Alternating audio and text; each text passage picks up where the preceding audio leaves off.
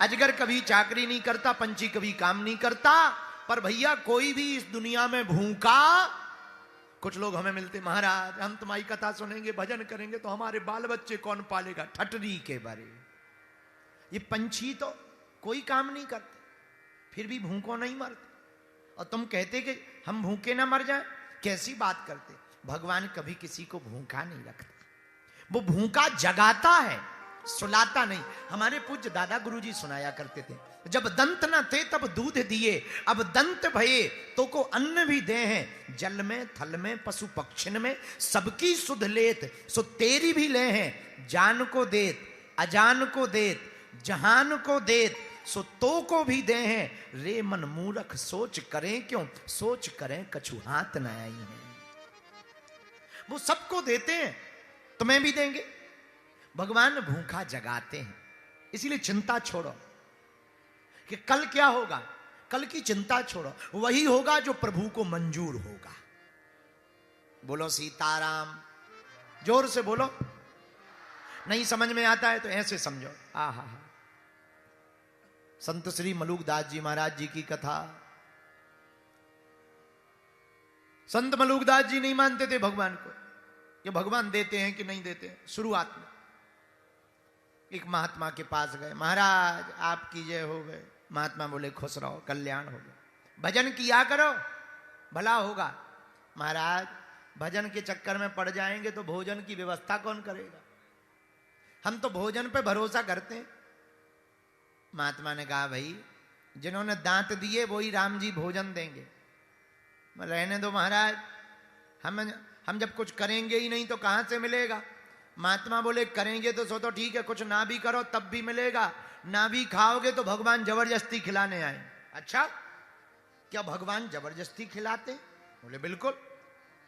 मलूकदास जी बोले सुनो महाराज, अगर तुम्हारे भगवान हमें आज जबरदस्ती खिला दें तो हम तुम्हारे चेला बन जाएं, नहीं तो शर्त लगाओ, अगर आज भगवान ने हमें भोजन नहीं कराया तो तुम हमारे बन जाना, ये बाबागिरी छोड़ देना। महात्मा बोले शर्त मंजूर है, हमें अपने राम जी पर भरोसा है, वो तुमको भोजन करवाएंगे। बोलो सीताराम। अब महात्मा ने शर्त लगा ली, इन्होंने कहा हम आज खाएंगे ही नहीं, अब देखते हैं भगवान कैसे खिलाते। महात्मा ने माला ली, हे प्रभु नाक ना कट जाए हमारी, कहीं अगर ये जीत गया तो ये न जाने कौन कौन सी ड्यूटी करवाएगा, आप कृपा करना। अब आइए घर पे। जैसे ही आदमी घर पे आया, पत्नी ने कहा 12 बज गए भोजन कर लो। लुगाई ने कहा हमें नहीं खाना है, आज हमारा प्रण है, हम नहीं खाएंगे। पत्नी को लगा नाराज, उसने कहा ऐसा नहीं करते, 12 बज गए, बहुत तपती दोपहरी है, दिन बहुत बड़ा होता है, किस बात पे नाराज हो, किस बात का प्रण ले लिया है, भोजन कर लो, एक रोटी खा लो, फिर चाहे जो काम करते रहो। इसने कहा चुप रहो, भोजन का नाम मत लेना, हमें आज खाना तो ठीक है, देखना ही नहीं है, हमारा प्रण है। पत्नी को लगा ज्यादा ही नाराज। इसने सोचा घर पे रहेंगे तो घर वाली कसम बसम खवा के खवाई देगी, रोने लगेगी, माताओं की आदत होती है। क्या किया जाए, हम घर पे ही नहीं रहते, जब ना घर पे रहेंगे ना ये खिला पाएगी। तो ये जंगल में आ गए, एक बरगद के पेड़ के नीचे बैठ गए। पत्नी को लगा ज्यादा ही नाराज है, तो उसने 4 रोटी बांधी, अचार रखा, मिर्चा रखी, थोड़ी सी सब्जी साग सूखी रखी, पोटली बांधी, पीछे पीछे आ गई। महाराज एक रोटी खा लो। नहीं माने पति, बरगद के पेड़ के नीचे बैठ गए तो इसने बरगद की टहनी के ऊपर वह भोजन की पोटली रख दी और नाराज होके बोली खाना है खाओ वरना भाड़ में जाओ, हम जे चल। अब बहुत मना लिया, 2 बज गए, हम भूखों मर रहे, बच्चे वहां भूखे बैठे हैं, नहाया नहीं है, सफाई नहीं हुई है, तुम्हारे चक्कर में हम अब तुम्हारी रोटी लिए घूमे, तुम छोटे बच्चे थोड़ी हो, समझ में नहीं आता, कोई बात हुई नहीं है, गुस्सा हुए नहीं, नाराज हुए नहीं है, आज एकदम से प्रण ले लिया कि भोजन नहीं करेंगे। और पत्नी इतना कह के चली गई। इसने सोचा नीचे टहनी पे भोजन है, कहीं ऐसा ना हो हमारा जीभ पलट जाए और हमें काट टुकड़ा खा लें, सर हार जाए। ये पेड़े पर चढ़ गया। अब पेड़ पर बैठे, अब हम नीचे ही नहीं उतरेंगे जब तक शाम नहीं हो गई। और 4 घंटा की तो बात है, 2 बज गए, 6 बजने दो, बाबा जी सर हार जाएंगे और बाबा जी को फिर हम गुलामी करवाएंगे। फिर बताते हैं, वो कहते थे भगवान खिलाते हैं, देखते हैं कैसे खिलाते। आहा, भगवान तो बड़े लीलाधर हैं। लीलाधारी भगवान ने कृपा की, वहां से डकैत निकली। तो डकैत निकले, तो डकैतों के सरदार ने कहा भूख लगी, भोजन की व्यवस्था करो। डकैत बोले गांव में चलो। गांव की वही गली थी, रास्ता वही था। जैसे ही गए तो बरगद के पास में टंगी हुई पोटली को देखा।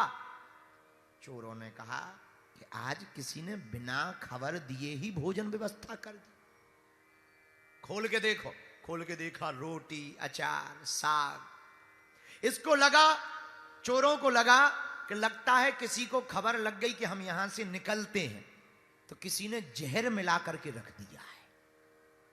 एक चोर बोला देखो अगर किसी ने जहर मिला के रखा होगा तो यहीं कहीं होगा, छिप के देख रहा होगा। सब जगह देखा, ऊपर टंगे पकड़े गए। चोर बोले उतर। सरदार से कहा तुम ठीक कह रहे थे हुजूर, इसमें जहर ही है, वो बैठा ऊपर। नीचे उतर। मलुकदास जी बोले हम नहीं उतरेंगे। हम क्यों उतरे? हमें शाम तक उतरना ही नहीं है, हमारी शर्त लगी है।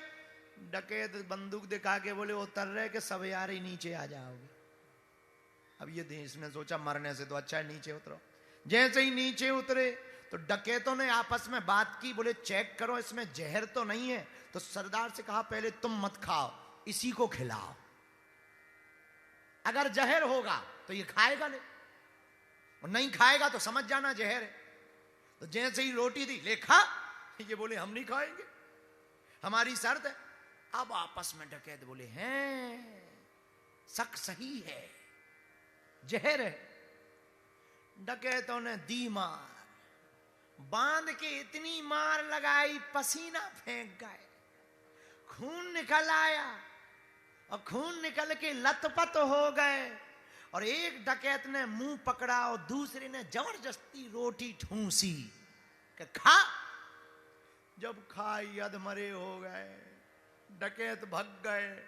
शाम को 7-8 बजे ने चलने की होश आई। महात्मा जी ढूंढते ढूंढते पहुंचे, बोले काओ खाने को मिला? अरे बोले तुम्हारे भगवान बहुत खतरनाक है, खाने को दिया सो तो ठीक है, मार मार खवाया, और इतनी मार लगाई कि हड्डी पसली 300 फ्रैक्चर होंगे कम से कम। तुम्हारे भगवान बहुत खतरनाक है, मार मार खिलाते हैं। अब हम समझ गए कि हम भले ही ना खाएं, पर परमात्मा मार मार तक के खिलाते हैं। अब आज से सब झंझट बंद, आपके ही चाकर रहेंगे, परमात्मा के ही चाकर रहेंगे। वही युवक बाद में संत मलूक दास के नाम से जाना गया। इसीलिए तो उन्होंने लिखा अजगर करे न चाकरी, पंछी करे न काम, और दास मलूका कही गए सबके दाता। तो दूसरा सूत्र है, भगवान भूखा सुलाते नहीं है, भगवान तो भूखा क्या करते हैं? बोलो बोलो बोलो बोलो, उठाते हैं। भगवान तो भूखा उठाते हैं।